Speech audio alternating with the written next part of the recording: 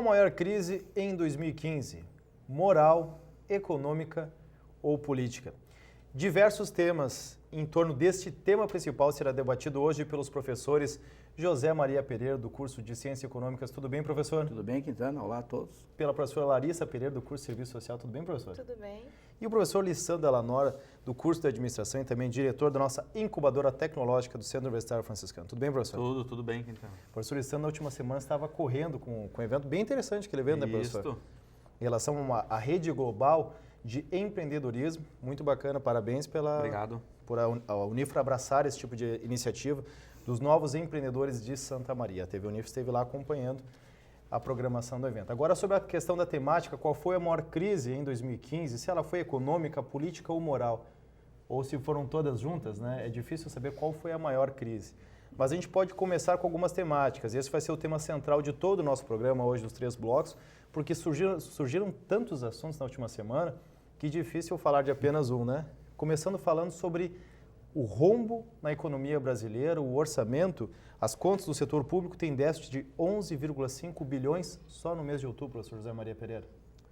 Bom, nós estamos começando a retrospectiva de 2015 um pouco mais cedo, né? Mas, esse daí a gente está sabendo que mês após mês, né, e o déficit previsto é na faixa de 119 bilhões, 119. parece que, né, e inicialmente o governo previa metade disso, né? Então, realmente, essas contas parecem bem preocupantes, né? Mas essas crises, quer dizer, aparentemente a crise econômica, ela se prolonga, né? Digamos assim que sejam gêmeas, né? Vamos chamar crises gêmeas, né? Porque a crise econômica está ligada à crise política, enquanto que a questão política vai sendo sucessivamente empurrada com a barriga, a questão econômica não se soluciona, né? Então, eu vou dar um exemplo, a gente estava até conversando aqui nos bastidores, a questão, por exemplo, qual é a relação da economia, por exemplo, com a política, ou com o impeachment, mais precisamente, né? E pensando, por que há tanto interesse nesse momento que o Congresso aprove a diminuição da meta do superávit primário? Isso, na verdade, em princípio, não teria maiores consequências, né? Porque seria uma questão mais formal, já que a questão é financeira, né? Mas aí, relacionando uma coisa com a outra, a gente percebe que se realmente não for reduzida a meta de superávit primário, vai prevalecer a meta anterior, que digamos, 1 e pouco do PIB, não me lembro exatamente o percentual. E agora o governo quer reduzir para 0,19, praticamente zero.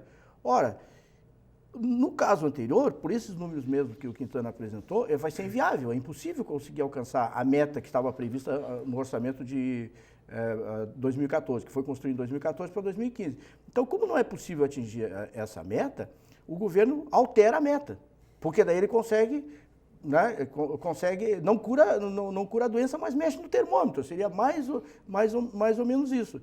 E se o Congresso não altera, e o Congresso prolonga o mais que pode essa crise, o que vai acontecer se chegar no final do ano? O governo não consegue cumprir a meta. Não cumprindo a meta, isso vai alimentar aqueles que querem o impeachment da presidente Dilma. Então, por isso que, na verdade, o governo desesperadamente tenta, apesar de todos os problemas hoje do Congresso, de dificuldade da base aliada, tentar aprovar uma coisa que, aparentemente, para a maioria das pessoas, parece uma bobagem, né? Então, essa que é a relação, por exemplo, uma maneira de enxergar a crise econômica e a crise política como irmãs gêmeas. E o incrível é que, como repercussão, o Ministério do Planejamento já confirma corte para o próximo ano de em torno de 10 bilhões, só no Ministério do Planejamento. Pois é, e por conta disso, então, começa a se acelerar os cortes. Agora a gente está vendo a questão quase que absurda de não se utilizar urnas eletrônicas esse ano, porque houve o corte das verbas da Justiça Eleitoral. E a Justiça Eleitoral ameaça a gente voltar para o papel de novo, né? Então, quer dizer, isso tudo, na verdade, é pressão do governo no sentido de fazer com que o Congresso libere essa pauta para que ele possa alcançar a meta. Então, ele vai se não... Bom, digamos que o Congresso resista e não haja aprovação da meta de redução do superávit primário. Qual seria a alternativa do governo? Seria cortar o máximo que pudesse, entendeu? Então, eu acho que o governo, essas sinalizações aí, parece que o governo já trabalha com essa hipótese, que ter, digamos assim, um plano B. Tanto é que ontem, né, foi baixada uma medida provisória que o governo cancela todo e qualquer empenho de recursos financeiros até o final do ano, não é? Isso vai impactar a maioria dos programas que hoje estão sendo desenvolvidos. Então, toda a questão de custeio já foi determinado que não vai ser pago dentro deste ano.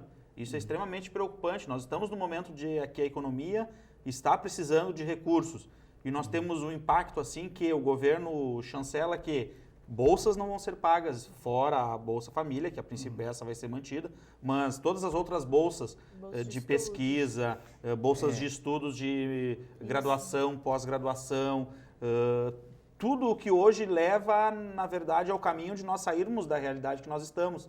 Vai ser quebrado todo um trabalho, não é de um ano, são de diversos anos de pesquisa.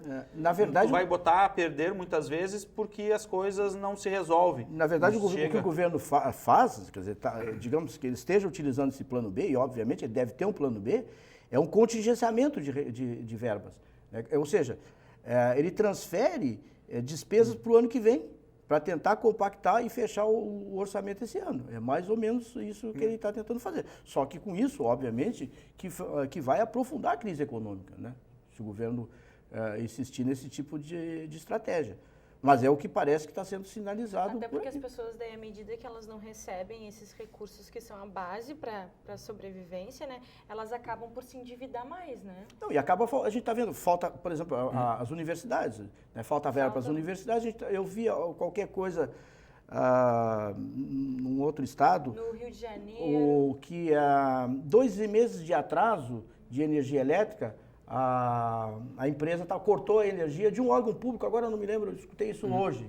Mas as universidades, por exemplo, as universidades federais, os serviços de higienização, por exemplo, que boa parte deles são terceirizados, em função do não repasse de verbas, as universidades estão trabalhando no meio do lixo, né? Algumas universidades federais do Brasil. Então, a gente vê o quanto isso impacta também na própria sociabilidade das pessoas, né? No convívio em sociedade, mas também diretamente na sustentabilidade das famílias. Porque à medida que essas pessoas não recebem essas bolsas de estudos, né? Que muitas vezes é a base de manutenção de uma casa, elas não vão conseguir, elas vão ter que abandonar os seus estudos, procurar um emprego, né? Um trabalho, porque emprego agora muito difícil também de conseguir. E o pior é que não são só bolsas nacionais, né? Internacionais também vão ter esse mesmo impacto. A gente está falando mais disso aí porque é da nossa área, mas relacionado com isso, por exemplo, da área da saúde, por exemplo, a gente sabe que os hospitais, sobretudo universitários, tem muita gente terciarizada. E aonde a verba vai ser cortada vai ser terciarizada. E logo vai atingir o pessoal do SUS, né? E que não é só no campo da higienização, por exemplo, né? Terceirização de serviços laboratoriais, de exames diversos, né? São terceirizados. E a gente daí discutia em alguns programas atrás o quanto a terceirização ela precariza o trabalho e o quanto ela prejudica o público-alvo, né? Então é mais uma vez a gente vê o quanto a falta, né, do funcionalismo público de um quadro fixo de profissionais também vai acabar impedindo que muitos dos serviços públicos que a gente tem no Brasil, eles possam ser fechados em um determinado momento. Agora, como explicar para o nosso telespectador que há um ano acompanhava, um pouquinho mais de um ano, né, que nós já estamos em dezembro, mas que acompanhava o período eleitoral, onde candidato à reeleição, a candidata à reeleição, prometia um governo em crescimento ou em continuidade de crescimento, e o digamos assim, o candidato à oposição não prometia nada muito diferente, ou seja, onde ele seria a solução, onde o Brasil agora sim vai crescer, vai para frente, aqueles slogans que a gente já está acostumado. Como explicar em um ano uma mudança tão drástica, aquilo que a gente já vem acompanhando durante todo 2015, que a economia, na verdade, a situação real econômica, ela não era demonstrada naquele período? Olha, isso eu acho que mostra ou o desconhecimento de um lado, do Aécio Neves, que era o candidato, e é difícil imaginar que a presidente Dilma, até por ser economista, não conhecesse a situação do país. Então, ela omitiu esses dados, né? Ela omitiu esses dados e fez... digamos, estratégias não muito corretas, como a questão das pedaladas, né, fiscais, onde ela realmente, o gasto não aparecia porque órgãos públicos estavam fazendo esses gastos, né, que não pode segundo a Constituição. Acabou, na verdade, as contas não foram aprovadas pelo Tribunal de Contas. Então, estratégias desse tipo. Agora, Por isso que parece que o principal é se manter no poder. É claro, óbvio, ninguém seria ingênuo dizer que a Dilma deveria, né? Mas ninguém é ingênuo imaginar que ela abriria o jogo e mostraria toda a situação das contas públicas. Olha, realmente... Né? E analisando os 4 anos do governo da Dilma, sobretudo os últimos 2 anos, foi uma tragédia. E ela não pode nem debitar isso aí do ponto de vista da crise internacional, como frequentemente ela faz, porque não houve crise internacional, né, nesse período. Né? O que houve foi, desde que ela assumiu, uma espécie de um oba-oba, e a Copa do Mundo foi um exemplo disso. Né? E na Copa do Mundo veio as refinarias, os gastos da Petrobras, que foi uma coisa totalmente descontrolada, parecia que o dinheiro caía, nascia em árvores. Né? Então, isso que foi feito, quer dizer, é um descontrole absurdo, absoluto. Eu acho que a Copa do Mundo foi o grande ponto negativo de todo o processo. Mas desonerações fiscais, tu sabe, Elisandro, Sim. por exemplo, desonerações fiscais, até passei para o Quintana uma matéria, que desonerações fiscais na base, nos últimos 2 anos, na base de mais de 100 bilhões, que são o quê? Impostos que as empresas deveriam pagar e não estão pagando porque o governo, através de alguma medida... É isso que a gente está vendo no Congresso, do Eduardo Cunha, disso ou daquilo, que a medida tal, a gente está vendo agora nesse banco, o BTG Pactual, né, que não passava tal coisa para pegar... Compravam medidas provisórias. Créditos de bancos que já tinham falido, quer dizer... E aí o que acontece? Acontece uma emenda tal do deputado, é colocada lá e ninguém vê, ninguém viu, e só que aquilo ali são bilhões que vão pelo ralo. E aí a gente não está vendo. E aí a gente vai olhar, se nós formos comparar, por exemplo, agora em 2014, né? 2014, desonerações, 100 e poucos bilhões. Bolsa Família, 27 bilhões. Só que Bolsa Família atende 50 milhões de pessoas, entendeu? Então, desoneração são poucas empresas. É o que a gente vê. Copa do Mundo. O que foi gasto na Copa do Mundo, eu tive o cuidado de olhar esse dado, é mais ou menos o que foi gasto no Bolsa Família o ano inteiro. Com estádios de futebol que realmente não tem uso hoje. Não tem uso nenhum. E não deu certo, faltou Então, quer dizer, aí, Quintana, a gente não sabe como é que nós chegamos nessa situação. Chegamos desse jeito. Eu acho que a gente sabe, professor. Eu acho que a gente sabe, só que a gente não quer assumir que a gente sabe. Eu ia fazer um gancho, eu ia fazer uma brincadeira da Copa do Mundo para o nosso próximo assunto, mas ainda nessa questão do rombo na economia nacional, o que parece, e já passando a bola para ti, que eu te cortei, professora, até peço desculpa, mas o que parece que isso que o senhor falou da presidente Dilma, não passar a informação, parece aquela situação de uma empresa ou de um setor onde todos negam a crise, não vai haver demissão. 2 pessoas sabem a real situação, o resto do setor ninguém sabe. Aí lá pelas tantas, quando começam as demissões, olha, gente, infelizmente, mas na verdade esse processo já sabia há muito tempo, mas vai se alimentando uma situação para que não se perca o ritmo de trabalho, não desanime a equipe e tudo mais. Quando chega um determinado momento, vem a verdade à tona. Isso é muito comum em várias empresas acontecer e a gente está vivendo isso agora nesse processo de economia. Mas será que isso aí, desculpa interromper, já passo para lá, será que não daria certo se a Dilma, por exemplo, com o currículo que ela tem, inclusive por ter participado da resistência à ditadura militar e tal, se ela fosse o que ela foi na história, e abrisse o jogo e dissesse, olha, eu sou candidato a presidente, mas está acontecendo isso e isso, eu não vou esconder da população isso, né? Eu não vou omitir esses dados. Né? Mas é o sonho da população. Mas aí isso seria, isso é o ideal, isso é o ideal, né? Eu só estou levantando isso aí para dizer, né? Mas que seria, né? Se a gente tivesse uma visão idealista, seria isso, né? Que as pessoas deviam ser. Mas o que a gente percebe hoje? Que quem comanda o Brasil, as relações de poder, elas estão tão imbricadas entre o Estado e o mercado e a sociedade enquanto mercado, que não é apenas a figura da presidente que toma as decisões para o Brasil, né? Os caminhos da nação. Então, existem outras relações de poder que envolvem esse processo político, que elas se sobrepõem, às vezes, ao desejo ou ao objetivo de um determinado grupo. Então, isso acontece até no próprio exemplo que o Quintana dá, que existe 2 pessoas que sabem num determinado setor e elas não, daqui a pouco mais elas não podem contar para os demais. Não é porque elas não querem, é porque elas não podem. Porque senão serão elas as 2 pessoas que serão desligadas. Então, aí são relações muito complicadas. Partindo dessa visão idealista da Dilma, eu acho que ela vai passar o tempo... A pior coisa que aconteceu na vida dela foi ser presidente da República. Porque ela vai passar a vida inteira fingindo uma coisa que ela não é. Aparentemente passa isso, entendeu? A Dilma parece vazia, ela não elabora nem sequer os discursos dela, porque na verdade eu acho que ela é refém de um grupo político o tempo inteiro. Esse exemplo que eu dei da empresa, Larissa, é só um exemplo de empresa que a gente acompanha no dia a dia, mas existem vários casos onde às vezes tu é convidado a discutir uma certa temática, quando a tua opinião de fato não interessa. E tu não sabe a real situação e tu só se passa a situação depois de já consumada, onde não há reversibilidade. Passa a figurar. Exato, onde tu é de forma figurada, está participando de uma discussão, quando na prática não... Isso me remete muito à questão da participação e da participação enquanto figura e da participação efetiva, né, das pessoas empoderadas a participar. O que a gente vê hoje, e muitas vezes a gente acaba se culpando por ter votado mal, mas vem cá, a gente tinha outra opção, e a outra opção que nós tínhamos, ela agiria de uma forma diferente?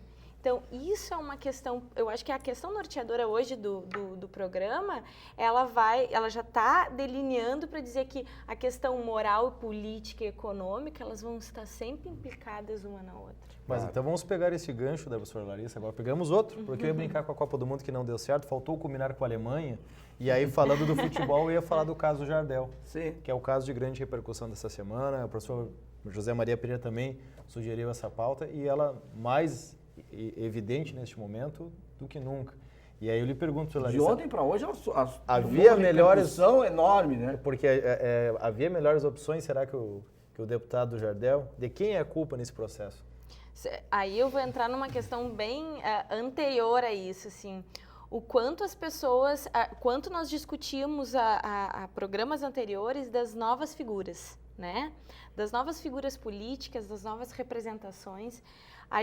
Muitas vezes as pessoas apostam num sujeito, mas pelo que aquele sujeito representa para ela, né? Talvez não pela condição de conhecimento, de técnica, né? De empoderamento mesmo que ele tenha para assumir aquele cargo, mas a esperança que aquele sujeito representa.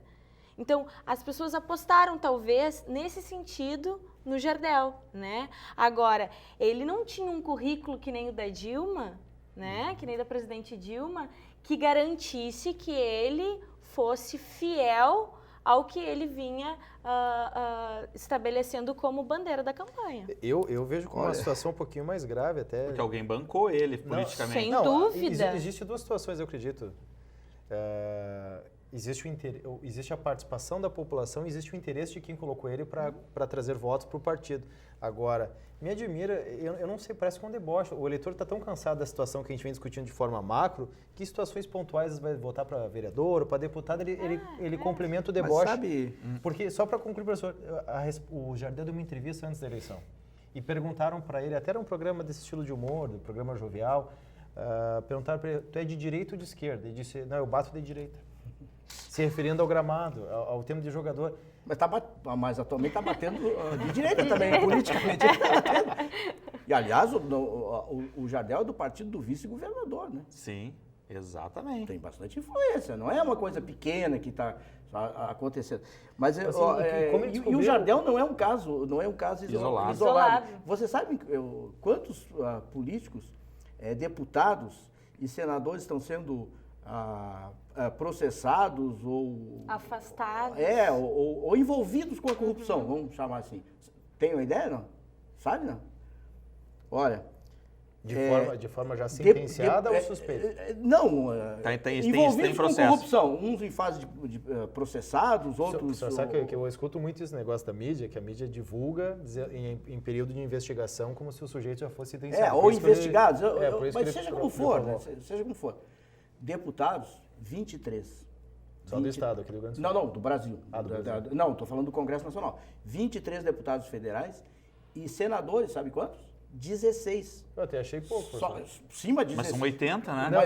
Não, eu acho pouco pelas notícias que a gente lê no dia a dia. Eu achei que esse número seria maior. Mas eu acho um absurdo isso, né? Na verdade, o que a gente está imaginando? Que o político deveria ser eleito pelas suas qualidades, por ser um cidadão que ele estivesse acima de qualquer suspeita e pudesse fazer um grande benefício para a sociedade. É isso que se imagina. Então, ele teria que ser um modelo, o político teria que ser um modelo. E, na verdade, o que está acontecendo é isso. Então, se vota o Jardel seria modelo do que exatamente, entendeu?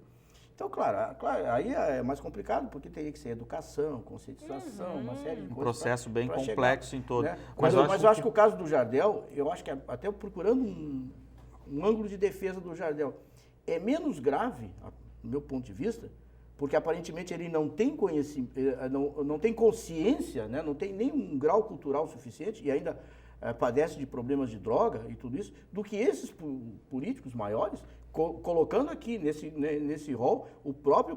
Nós temos um absurdo. Nós temos hoje o presidente do Senado... Investigação. E o presidente da Câmara dos Deputados, quer dizer, todos eles envolvidos. E o líder do partido da presidência, que foi a questão do Delcídio. Até a situação que daqui a pouco o telespectador vai se indignar comigo quando eu falei que eu achei pouco o número, não é pela questão do número expressivamente em si, mas pelos nomes que são ventilados diariamente, envolvidos em suspeitas de corrupção só na Lava Jato, por exemplo, os nomes que estão sendo ventilados, por isso que eu achei que o número seria bem maior que esse, me surpreendeu. Não, eu acho que mas eu acho que aí não tem encaminhamento ainda de... Eu não tenho certeza exata. Eu sei que esses têm algo assim, por existe exemplo, o processo já formalizado. Procurador-Geral da República, sob investigação da Procuradoria-Geral da República ou processados. Eu acho que é alguma coisa assim. Daí, mas uma questão na sua fala, né, professor, que o senhor disse assim, a questão do Jardel é menos pior, né? Quer dizer, daqui a pouco mais a gente vai procurar o menos pior. O menos pior. E o menos pior é muito perigoso. Ruim. Ele é muito perigoso. No caso do Jardel, por exemplo, eu vou imaginar, por que o Jardel foi eleito? Quer dizer, o Jardel foi eleito, eu acho que ele nunca imaginava entrar na política, mas o Jardel estava por aí, ele estava jogando no time do interior, né, que estava numa barriga enorme, quer dizer, jogou uma partida só, os caras dispensaram. Aí o Jardel, ficaram com pena do Jardel. Aí entram os espertos, o Jardel tem o quê? Ele tem marketing, né? Tem um nome. Então nós vamos usar o nome, por isso que eu acho que ele é inocente e útil. Nós vamos usar um nome para o nosso partido. Porque ele vai ser um puxador de voto. Nós vamos muito longe, o caso do Romário. Aí o João Quintana pode me contrapor e dizer, não, mas o Romário é um bom político, né? Mas agora já agora tá se descobriu que ele tem conta na Suíça. Não, o senhor já fala mal da mídia, agora coloca palavras na Não, mas antes que ele defenda o Romário. Mas eu acho... Aí o Romário tem conta na Suíça, ele diz, não sei. Acho que o Romário nunca jogou. Aí disse, não, quando eu jogava na Europa, mas ele nunca jogou na Suíça. Que eu saiba, nem tem time na Suíça, entendeu? Então... mas daí assim, qual era o currículo do Romário? O que o Romário representava? Dentro da área ou fora da área? Depende, né? Mas especialidade quando a gente fala do Jardel, o marketing, o nome. O nome era uma grife. O Romário é uma grife como o Jardel é uma grife. E aí os oportunistas aproveitaram aquilo e pegaram um partido. Geralmente eles estão em partidos bem pequenininhos, entendeu? Eles não passam por uma trajetória, uma peneira que tem dentro dos partidos, que é mais difícil dele chegar. Então o cara entra como digamos, um estranho no ninho, assim, sabe? Em um partidinho pequeno que precisa de um cara puxador de votos. E aí a gente sabe, um puxador de votos que nem o Jardel leva vários outros espertalhões sem voto por esse sistema eleitoral podre que tem no Brasil. Mas é que o sistema do Brasil, ele não é um sistema semelhante, por exemplo, nos Estados Unidos é investigado até a vida particular dos candidatos, se divorciou, se suspeita de traição, quantos filhos, a nota que tirou em ciências na escola, tudo isso é levado em conta na hora do pleito. Aqui no Brasil não tem essa cultura. É que isso aí tira voto aqui no Brasil. Não se tem essa cultura, mas... É brincadeira, mas na prática... Não se tem, mas eu acho que... mas nos Estados Unidos tem muita hipocrisia também, mas, né? Eles são... Todo mundo é bem certinho ali, dentro da coerência do seu argumento, dizendo que muitos políticos engravatados e com curso superior são tão ou piores do que esses semi-analfabetos, inclusive, eu acho que não é o mérito de entrar. É a questão da população se dar conta e investigar de fato qual o benefício, que resposta aquele candidato. O Jardel, claramente, antes da eleição, né, ele demonstrava que não tinha condição alguma de assumir. Ele não sabia nem criar um projeto de lei. O pessoal usa assim, porque tem tantos candidatos que as pessoas pouco letradas têm dificuldade de decorar o número, de saber não sei o quê. Agora, Jardel é um nome que todo gremista se lembra, entendeu? Aí na hora, o sujeito lá, qual é o nome que me ocorreu? Tem que votar, votou no Jardel, entendeu? Então é uma coisa assim descompromissada. E há um descompromisso com o pleito, né? E aí a gente pode buscar uma fala da professora Larissa a respeito de representantes. Nós estamos hoje carentes de representantes de todas as áreas. Todas as áreas. A política talvez é a principal. Quem é hoje o grande exponente? Quem é aquele que tem capacidade de fazer um discurso hoje e construir uma base sustentável que possa resolver o nosso problema? Que é o que chamar as pessoas nós estamos aí há 1 ano de um processo eleitoral novamente e nós vamos estar carentes de novo. E aí nós vamos fazer protestos, nós vamos colocar pessoas que vão trazer a resposta que nós estamos encontrando agora.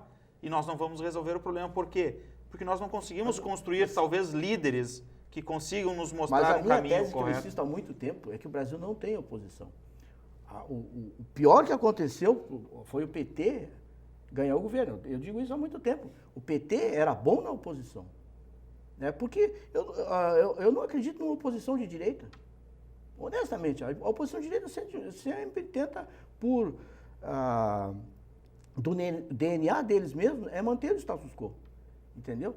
E aí nós tínhamos no PT e outros partidos que se juntavam com o PT uma visão de oposição que é de esquerda. E hoje tu não tem, esse pessoal não tem cacuete. Como é que o pessoal que apoiou o regime militar pode ser de oposição? Esse que é o grande problema. E eu acho que o PT ficou livre no poder por isso, né? Porque pelo menos tinha uma certa liga ideológica, né? E vendo que a oposição, na verdade, não era de nada, o PT passou do limite. Sabe, eu acho que quem está prometendo fazer oposição ao PT, professor Pereira, nos próximos anos? Tarso Genro. E esse assunto a gente vai conversar no próximo bloco, dentro dessa discussão central do programa Contraponto de hoje. Que, aliás, o Tarso concorda com a minha tese, ele quer reconstruir o PT. Será que é possível? Refundar, é. Isso que nós vamos discutir no próximo bloco, dentro dessa situação, qual a maior crise de 2015, se ela é moral, política ou econômica, não sai daí, voltamos em instantes.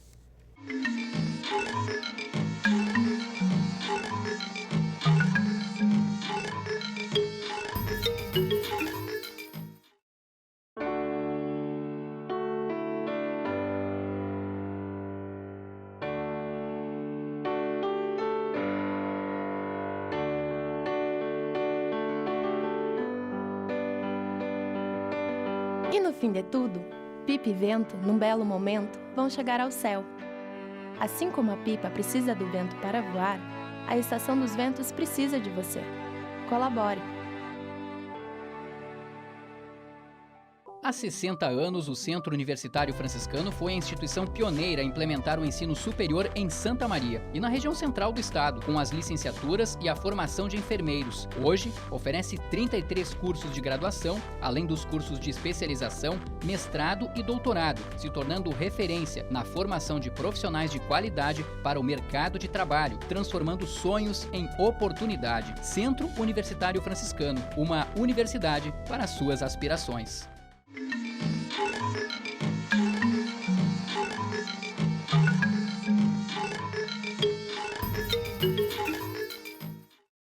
De volta com o programa Contraponto, hoje discutindo o cenário da crise de 2015, mas tentando enxergar diversas notícias na última semana para saber qual a maior crise, afinal de contas, em 2015, se ela é moral, se ela é política, se ela é econômica, o que está acontecendo atualmente no nosso país e também no nosso estado, no Rio Grande do Sul. Falando em estado, a notícia da última semana é que o ex-governador Tarso Genro teria os bens bloqueados pela Justiça.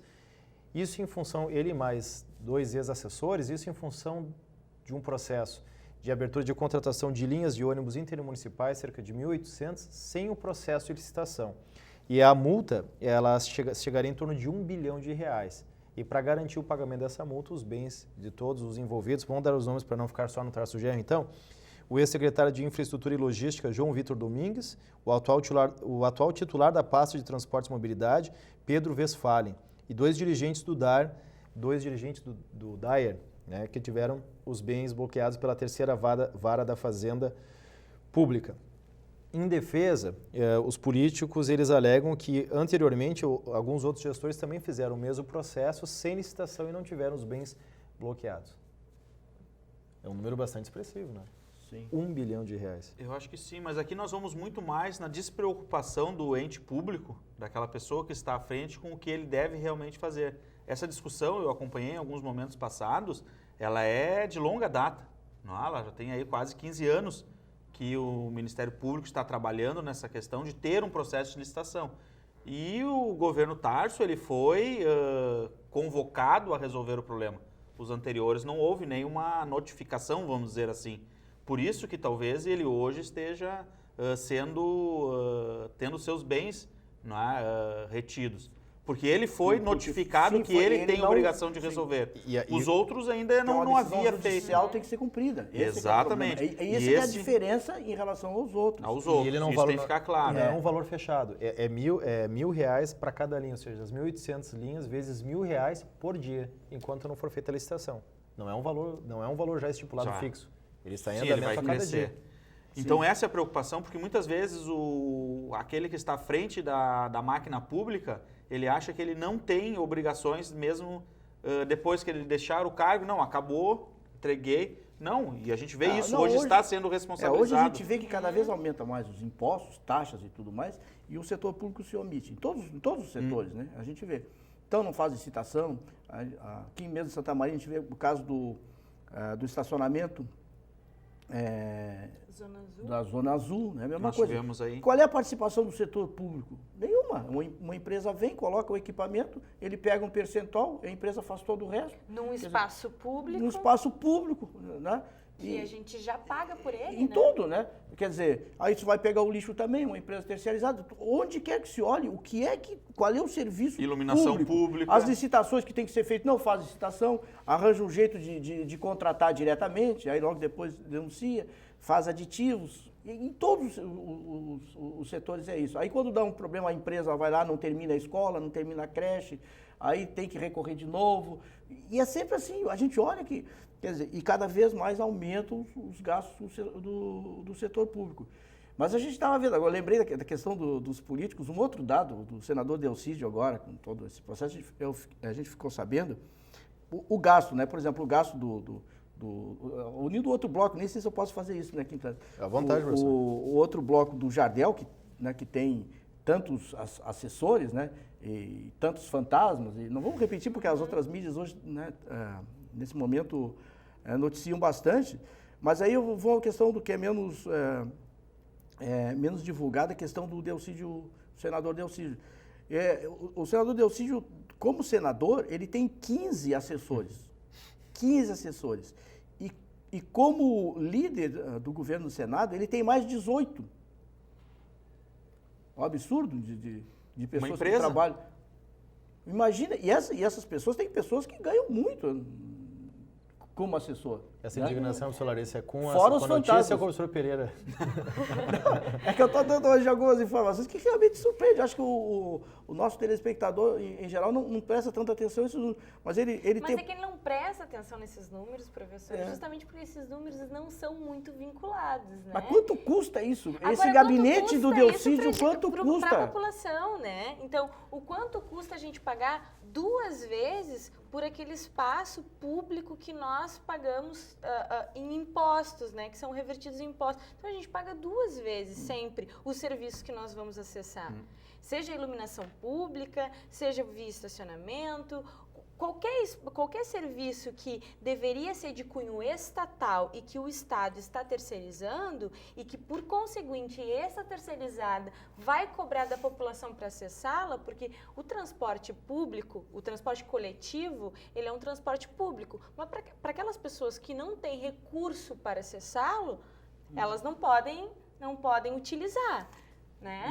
Mas no caso específico, voltando, no caso é o transporte intermunicipal. Né? No caso do Tarso, quer dizer, ele ficou todo esse período no governo, ele teria uma grande oportunidade de, primeiro, dar transparência a esse processo através de uma licitação, porque a gente sabe que nós temos uma empresa de ônibus que nos leva até Porto Alegre, custa tanto, mas será que não teria outra que ofereceria o mesmo serviço com a mesma qualidade, cobrando menos? Isso nós nunca vamos saber se não houver uma licitação. E por que é que o Tarso não fez essa licitação? Claro, os outros deveriam fazer. Ele pode dizer, os outros não fizeram. Mas se os outros não fizeram, eu faço, eu tive a minha oportunidade. É para isso que eu sou o governo. Não é para não fazer o que é para não fazer, mas então isso é a questão da responsabilidade com a coisa pública, né? Né? Então, ou a falta de responsabilidade com a coisa pública. Então, os outros não fizeram. Eu não preciso fazer também. Eu não preciso fazer também. E agora ele vai se defender dizendo, bom, agora não está mais na minha capacidade de fazer, já que eu não sou o governo. Agora teria que ser o Sartori para fazer. E aí, né? E aí ele não vai pagar essa multa. Óbvio. O Tarso segue sendo protagonista nessa discussão agora, também fazendo gancho com o assunto do primeiro bloco. O professor José Maria Pereira reclamava da falta de uma oposição no país e o ex-governador do Rio Grande do Sul ele promete fazer uma nova frente política de esquerda no país, professor Pereira. Ele vai se dedicar de forma veemente nos próximos 2 anos, entre 2016 e 2018, para que se crie novamente uma frente de esquerda e ele faz sérias e severas críticas à forma o pacote econômico do governo Dilma. Bom, eu acho que isso daí já antecipa a implosão do PT. Né? O PT está implodindo porque, na verdade, o PT é uma união, historicamente, de várias correntes. Sendo que o Tarso participa de uma corrente, por exemplo, e agora não sei o nome, porque essas correntes mudaram de nome. E o Lula, por exemplo, e o Olívio participavam de uma outra corrente, que era a articulação, que é a corrente forte do PT, que dominou o partido, né? E o Tarso de uma outra corrente. O que aparentemente está sendo colocado? Quer dizer, esse pessoal tem a consciência que o PT se perdeu. Né? Outro dia o senador Eduardo Suplicy, né, naquela ingenuidade dele, ele acredita em tudo. Né? Ele diz assim, o PT sofreu um tsunami, ele disse isso. Pô, mas sofreu um tsunami e daí não vai acontecer nada, não vai ser reconstruído? Por isso que o Tarso está trabalhando nisso. Mas o Tarso vai fazer o seguinte, quer dizer, no limite tentar juntar o pouco que sobrou de escrúpulos do PT para tentar construir um partido de oposição. Acho que é mais ou menos isso, entendeu? Só que agora tem outros partidos que já estão entrando na rede aí, né? E daí a gente vai assim, refundar o PT, né? Juntar esses caquinhos, o que sobrou do PT e refundar com os mesmos nomes, com as pessoas que estiveram envolvidas em vários esquemas ou em várias denúncias de corrupção. Então, será que isso essas pessoas têm credibilidade para dizer que elas são capazes de refundar o PT? Até o discurso dele não é tanto, desculpa, solicitando já tomar a palavra, o discurso dele não é tão em relação ao PT, mas sim, ele fala muito de uma forma genérica de esquerda. Tanto que a ideia dele é se reunir com políticos, inclusive de outros partidos de esquerda, para se chegar a uma nova espécie de conceito e trabalhar esse ideal de esquerda no país. Eu vou ser um pouco pessimista aqui nessa reconstrução de esquerda. Eu acho que nós chegamos num momento político e um dos nossos tópicos aqui se é a questão econômica, política ou moral, né, ou ética. E nós vamos ver aí em todas as nossas relações uma malha, uma teia tão emaranhada de conexões entre setor público, setor privado, sociedade, que infelizmente na minha percepção, é muito difícil tu desemaranhar isso. Não existe mais as pessoas e os nomes que vão ser os mesmos, eles estão tão emaranhados que de alguma maneira eles não conseguem mais se separar, não é, desse bolo comum que nós vemos aí. Porque por isso que o professor Pereira coloca, não tem oposição. É um bolo comum, na verdade, infelizmente uma troca de favores na maioria dos conceitos e um leva ao encaminhamento do outro, porque eu tenho alguma informação privilegiada que eu posso utilizar contra, então eu não posso mexer com o Lissandro, então vamos tentar de outra forma. É impossível, eu não consigo ver, eu acho que nós teríamos que... Eu acho que esse caso aí, que na verdade não é uma refundação, eu acho que é uma digamos assim, uma reestruturação de um determinado grupo que não quer carregar nas costas o desgaste do PT, sobretudo do governo federal. Eu acho que o Tarso tenta fazer pegar alguns, eu não diria nem que sejam dissidentes, né? Mas são pessoas que estão tentando salvar a própria pele, no seguinte sentido, de serem candidatos agora já a prefeitos, enfim, vereadores e mais à frente lá, deputados e senadores. Eu acho que já está se preparando porque o desgaste do governo, seguindo essa linha, vai ser enorme, né? E as pesquisas eleitorais apontam que o PT não ganharia uma eleição nesse momento, né? Mas se surgir digamos, eu acho que, na verdade, seria uma tentativa de dar um lustro, né, uma certa reciclagem. Passar uma cera. E o objetivo seria exatamente isso, porque hoje existe um antipetismo. Então seria, se não reduzir ou amenizar esse antipetismo, que hoje, acima de qualquer coisa, dificulta as articulações e o próprio governo. A eleição de qualquer candidato do PT. Mas o PSOL e o Partido Rede não surgiram mais ou menos com esse ideal, não surgiram com essa situação de seguir alguns princípios... Mas aí não seria uma refundação, seria um partido novo. Seria um partido novo. Mas com essa ideia, não foi? de seguir a linha original do PT, bom, o pessoal surgiu logo no primeiro governo do PT. Sim, mas a ideia seria, refundar o PT seria talvez buscar as origens perdidas do PT, nesse processo todo. E quando o Tasso fala em refundar o PT, basicamente é um grupo de dissidentes do PT que é contra a política econômica do Joaquim Levy. Basicamente o problema deles é se manter no poder, e eles sabem que carregando essa política econômica vai dar desgaste, desemprego, etc., que eles não se elegem com isso. Então esse, para mim, é muito mais pragmatismo do que refundação. Mas é que o discurso do Tarso, o senhorista faz... segunda vez que ele é cortado, que ela vai tomar a palavra, mas o discurso do Tarso, ele não deixa claro que é uma refundação do PT. Ele fala que é uma refundação da esquerda. E me parece, eu tenho uma outra interpretação, que se não houver ele foi foi expoente durante o governo Lula. Ele não tem esse espaço com a presidente Dilma.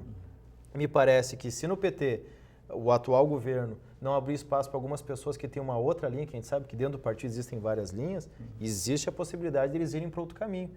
Quando se fala em discutir a esquerda, inclusive com integrantes de outros partidos, me parece que eles estão projetando já 2018 com uma segunda linha, com uma segunda alternativa. Até porque ele diz que o PT precisa ser refundado, mas ele não diz que vai fazer parte deste processo, mas que ele acredita que ele precisa ser refundado, ou seja, que ele precisa ser revisto, mas ele acredita principalmente que precisa existir uma nova esquerda, né? Precisa emergir uma nova esquerda do Brasil.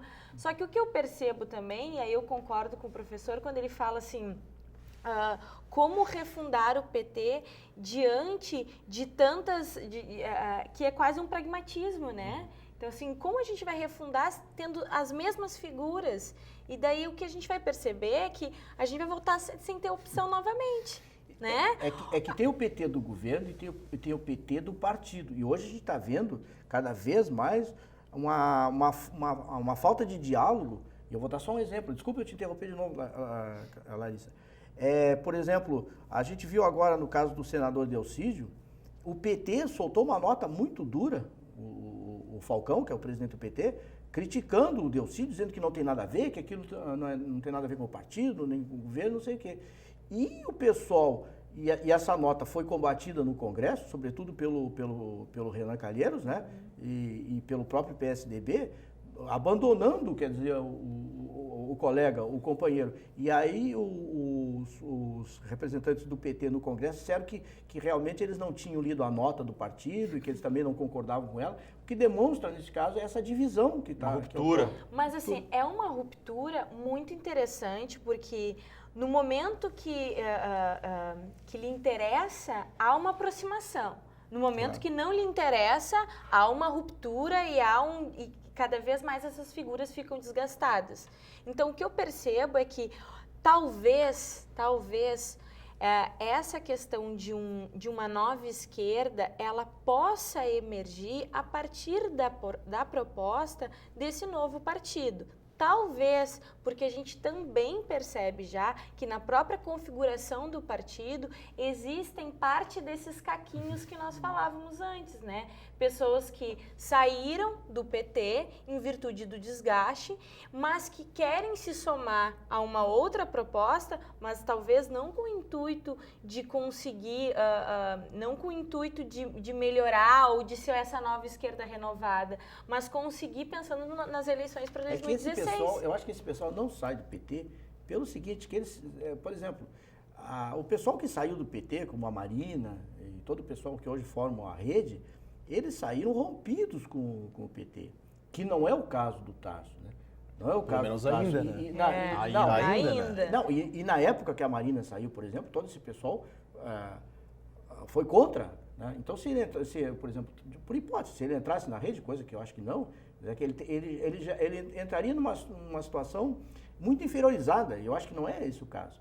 Então, eu acho que o caso aí, por exemplo, eu vejo mais talvez como o próprio PT, eu acho como incumbência do partido, né? Digamos, o governo do PT é uma coisa, o partido do PT é outra, aparentemente. Se o governo do PT naufragar, ainda assim, o partido do PT continuaria. E aí sim seria refundado. Como o Tasso está no Ministério do Ar hoje, ou seja, não tem nada para fazer, ele está pensando filosoficamente nessa possibilidade. É assim que eu acho. Bom, a gente vai voltar a trazer novas temáticas em relação às notícias da última semana, envolvendo inclusive essa questão do Delcídio do Amaral, professor. e uma espécie de tentativa de cerco ao ex-presidente Lula. Parece que a intenção de algumas divulgações é que fazer algum gancho, alguma linha que talvez está relacionada a essa imagem do Partido dos Trabalhadores, mas a gente volta a debater este assunto no último bloco do programa Contraponto, que volta em instantes.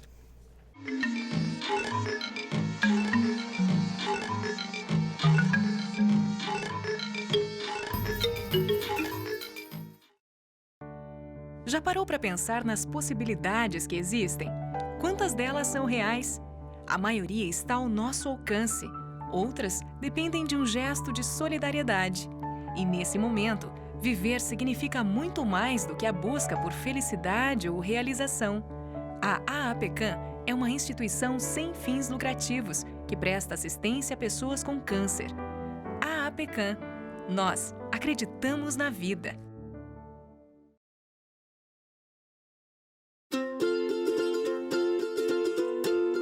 A família pode fazer parte da realeza. Ela se torna mais nobre quando decide compartilhar. Doar órgãos é um gesto que envolve toda a família. Família nobre é a família consciente. Comunique sobre suas intenções. Doar, um ato familiar. Campanha Doação de Órgãos.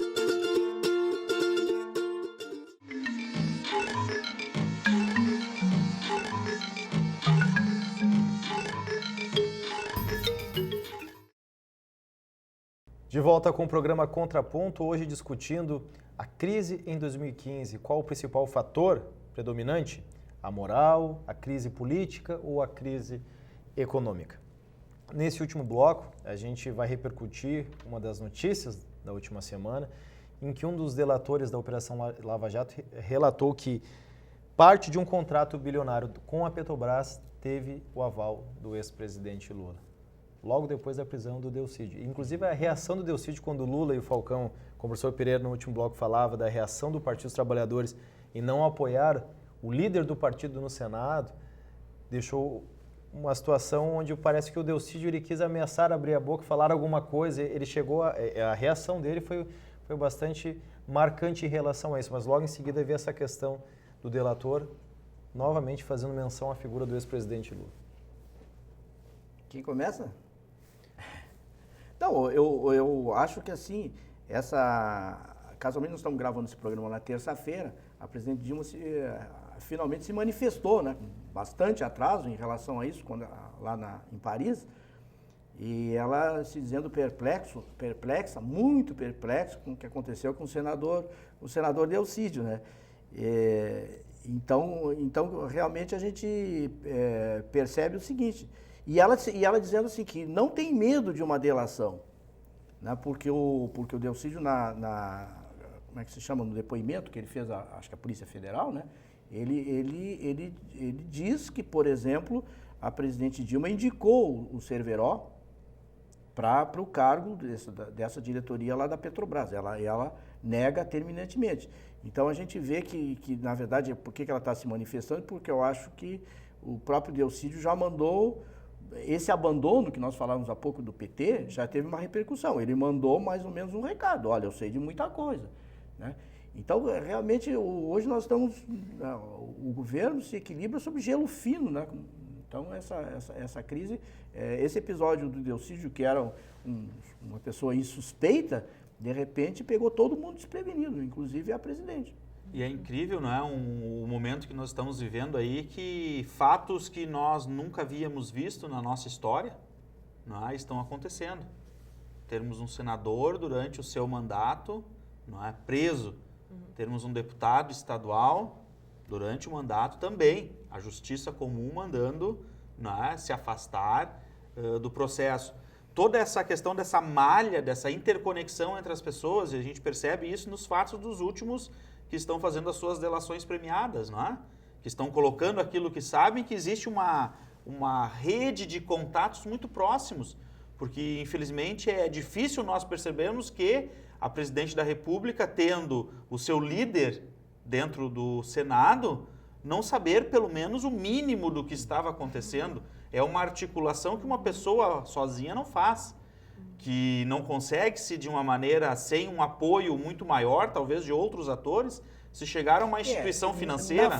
Na fita, não sei se tiveram cuidado de... A coluna da Mônica Bergman, Mônica, né? Eu acho que da Folha de São Paulo, ela fez toda... É enorme. Tem muitas coisas que não aparecem, porque a imprensa, a Rede Globo, que a gente conhece de um modo geral, pegou só o que interessava mais, do que dava mais repercussão. Mas tem coisas na fita interessantes, coisas do tipo, por exemplo, dizendo que a Dilma é que manda na Petrobras. Inclusive agora. A Graça Foster, que era presidente da Petrobras, continua na Petrobras. E ela, aparentemente, age em nome da Dilma na Petrobras. E que, inclusive, é dito na ficha, na gravação, que o atual presidente, que é o Bendini, que era o presidente do Banco do Brasil, que hoje é presidente da Petrobras, que o Bendini não manda nada. Quem manda é a Dilma aqui. Então, veja, quer dizer, a Dilma está no olho do furacão. Está no olho do furacão. Mas, na verdade, mas a voz não é dele, né? O questionamento do Quintana era o Lula, né? A gente acabou escorregando para a Dilma. Mas que também está, né? Porque o pecuarista esse... Também tem um contato. O que chama atenção é realmente, e a ideia no nosso último minuto do programa é tentar responder a nossa pergunta inicial, que já está se desenhando desde o começo da abertura para um entrelaço, onde a crise econômica é consequência de uma crise moral e política, pelo que eu interpretei das falas dos nossos convidados até o momento, né? Eu acho que a crise econômica é relacionada a um problema político que é gerado pela questão moral. Acho que quase numa sequência eu acho que a resposta, a população, vamos voltar a pegar nas pesquisas, mas a pesquisa aponta hoje, até para mim, surpreendentemente, né? Que eu pensava que a principal preocupação da população deveria ser o desemprego em função da crise econômica. A principal preocupação, segundo a pesquisa do Datafolha, é a corrupção agora no Brasil. A gente vê mais uma vez a influência da mídia, né? O impacto, como a mídia bombardeia isso, as pessoas introjetam isso, né? E já acham que a corrupção e é o que passa mesmo no dia a dia, o que a gente respira é corrupção no Brasil. Mas será que a corrupção também, ela gera o medo do desemprego, né? Porque à medida que existe XY pessoas que são beneficiadas, consequentemente, se tu não tem uma boa relação, tu não vai ter a mesma chance que o teu companheiro do lado. Mas eu acho que é mais o povo é sábio, né? Ele pensa mais ou menos nesse sentido, quer dizer, do jeito que está, essa corrupção e tudo mais, essa crise não vai ser resolvida. Não, e outra, eu vou ter perspectiva, mais. Daqui a pouco mais eu vou ter que me somar a esse sistema, ou a esse método, né? Então, as pessoas também estão perdendo a esperança de que as coisas possam ser lícitas, que as coisas possam ser transparentes, né? Então, tudo que sempre se diz que a família tem que ensinar para os seus filhos a ser honesto, ser correto, parece que isso está se perdendo e as pessoas estão preocupadas com isso.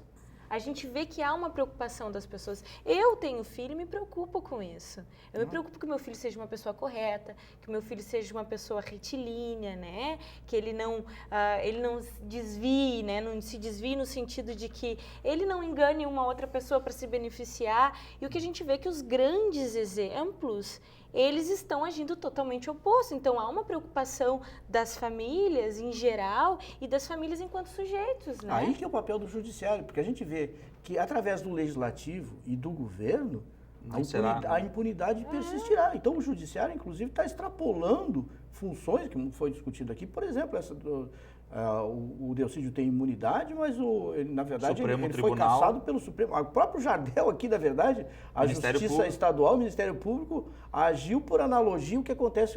Então está havendo uma superposição de poderes, que isso é uma coisa que pode ser discutida também. Não é o que a Constituição prevê, mas é que realmente, que nem a Larissa está dizendo, se ficar nessa situação, se não tiver uma punição, aí realmente vai ser salve-se quem puder, né? E daí tem a questão dos próprios serviços públicos, né? A mídia vincula, lógico, mas as pessoas estão vivendo isso na carne. Os serviços públicos estão cada vez mais precarizados e elas percebem que é em função de que os serviços públicos estão se beneficiando em virtude das licitações, né? Ou das más licitações. Então, as pessoas estão vivenciando isso cotidianamente cotidianamente, além de todo dia lá no supermercado, ter que comprar o seu pãozinho, o seu leite, e que cada dia mais está caro, né? Cada dia mais está caro, vem encarecendo bastante, e o que vai fazer com que as pessoas dizem, bom, existe tanto político corrupto que está se beneficiando com isso e eu não estou conseguindo o mínimo para minha sobrevivência. E as pessoas já estão achando que a culpa é do Lula também, já está aparecendo isso, né? Estou dando os dados da pesquisa. Não, porque o nosso programa está mais próximo do fim, então eu tenho que falar isso, né? Eu quero dizer assim, porque tem essa ideia que o Lula é amigo dos pobres, nessa visão. Mas agora ficou escancarado que o Lula realmente é amigo dos ricos, né? Porque esse pecuarista, como é que é o nome dele? O Bunlai, é um dos maiores pecuaristas do Brasil. E ele vendeu, veja só esse emaranhado, né? E ele, livre trânsito com amicíssimo do Lula, não sei se pescavam junto, aí é outra história. Mas veja só o dinheiro que esse sujeito tem. Quer dizer, ele vendeu uma fazenda para o BTG Pactual, do André Esteves, que está envolvido nesse processo, por 100 bilhões de reais. Tu imagina? O BTGB comprou uma fazenda do Eu não imagino que seja isso. 100 bilhões de reais. Tu imagina? Então, eu fico imaginando a trajetória do Lula, quer dizer, um sujeito que saiu lá do agreste pernambucano, veio um pau de arara para São Paulo, quer dizer, não tinha de cair morto, agora anda junto com um cara que vende uma fazenda por 100 bilhões. E claro, esse cara, esperto desse jeito, né, usa o Lula para conseguir empréstimo do BNDES, que é outra que ele está sendo... Ele usa o Lula? Pois ele usa ou o Lula se deixa ser usado, né? Quer dizer, então realmente, eu acho que os caminhos acabam, eu tenho falado isso há bastante tempo, né? Mas os caminhos estão levando, né, a Lula, todos os caminhos levam a Lula. Bom, sabe aquelas mensagens que aparecem naqueles programas de canal independente? Esse programa é de suma responsabilidade, nesse caso, essas frases são de suma responsabilidade do professor José Maria Pereira, não é o pensamento da TV Unifra e de nenhum dos outros participantes. O professor José Maria Pereira depois se responsabiliza. Esse é o programa de opinião, né? Exatamente. O Lula é uma figura pública. Mas deixa claro que é a opinião do professor José Maria Pereira. E, obviamente, Pereira. telespectadores têm todo o direito de não concordar comigo, obviamente. Claro. É um debate, é um programa de debate. Mas eu vou seguir na mesma linha do professor Pereira, vou apoiá-lo. Para a gente concluir, infelizmente, nosso tempo está estourando mesmo, a gente está no minuto final. A gente vem discutindo bastante essa questão da crise, até a gente deu uma parada, mas porque a provocação, se a crise é moral, política ou econômica, a gente às vezes parece estar perdendo a esperança um pouquinho dos nossos representantes. Mas nós aqui na base temos que tentar combater a corrupção no nosso dia a dia, em quem não dá uma nota fiscal, de quem não colabora, para que as coisas mudem, porque aqui a gente tenta fazer a nossa parte de alguma maneira. Por hoje é só, eu agradeço a presença dos nossos professores aqui, muitíssimo obrigado. Voltamos então na próxima semana. Tchau!